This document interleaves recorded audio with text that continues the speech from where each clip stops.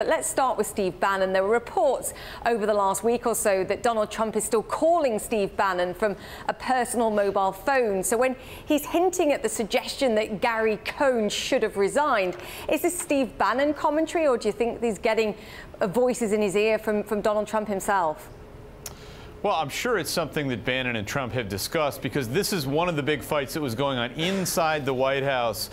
Bannon going after Cohn. That was one of the reasons why Bannon left. And the danger all along that people in the White House have worried about is that on the outside, Bannon will feel uninhibited to do exactly what he did in the 60 Minutes interview and take these private fights and make them public. And this is potentially very damaging for Gary Cohn, who seemed like he was in line to become Fed chairman. To have somebody as prominent as Bannon on the outside criticizing him and turning Trump against him. And perhaps in a way that Donald Trump can't criticize himself, although he's not necessarily very shy on Twitter when he wants to criticize somebody. I guess I should make that point too.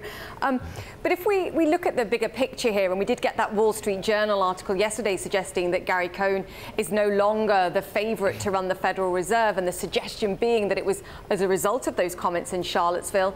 Do you think it may be the case that President Trump would hold it against him, given everything that we know?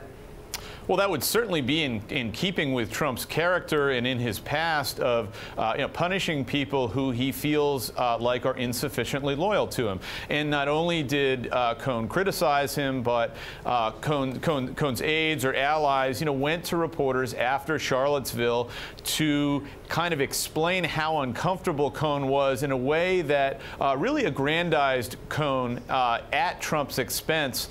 And from my sources in the White House, that is something that upset Trump, and I think led down this path where now maybe Cohn has fallen out of favor with Trump and may no longer be the favorite to become Fed chair.